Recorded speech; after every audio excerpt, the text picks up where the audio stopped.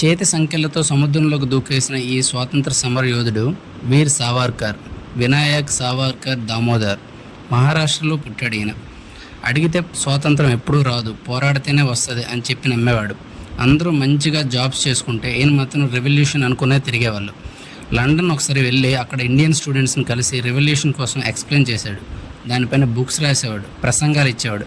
ఇంకా బ్రిటిష్ వాడు ఇలాంటి వాళ్ళు ఉంటే ఇండియాతో మనకు కష్టం అవుద్దని చెప్పి ఈయన అరెస్ట్ చేశారు. 1910లో అరెస్ట్ చేసి ఇండియా తీసుకొస్తుండగా ఫ్రాన్స్ దగ్గర సముద్రంలో షిప్ నుంచి ఒక బాత్రూమ్ కిటికీలోంచి హ్యాండ్ కప్స్ ఉన్నా సరే సముద్రంలోకి జంప్ చేశాడు. తప్పించుకుందామని ట్రై చేశాడు. బట్ హ్యాండ్ కప్స్ వల్ల పరిగెత్తి దొరికిపోయాడు. ఇంకా అక్కడి నుంచి అండమాన్ నికోబార్ తీసుకెళ్లారు. అండమాన్ జైలు అంటే సెల్యులర్ జైలు, కాలాపాని. అక్కడికి వెళ్ళడమే తప్ప రావడం ఉండదు. ఎందుకంటే అక్కడ మనిషిని మానసికంగా చంపేస్తారు, మెంటల్గా డిస్టర్బ్ చేస్తారు. నూనె గానుగులు తిప్పించేవారు, విచిత్రంగా కొట్టేవాళ్ళు, చీకటి గదిలో ఉంచేవాళ్ళు, బ్రూటల్గా కొట్టేవాళ్ళు అంట. ఇంకా ఇదంతా తట్టుకోలేక ఆయన గోడలపై కూడా తన కవితలను రాసేవాడు. చివరికి వీళ్ళ బ్రదర్ని కూడా అదే జైల్లో ఉంచారు. ఒకసారి చూస్తే గుర్తుపెట్టాడంట. అలాంటి సిచ్యువేషన్లో ఈయన ఇంకా క్షమాపణ లెటర్ పెట్టాడంటారు.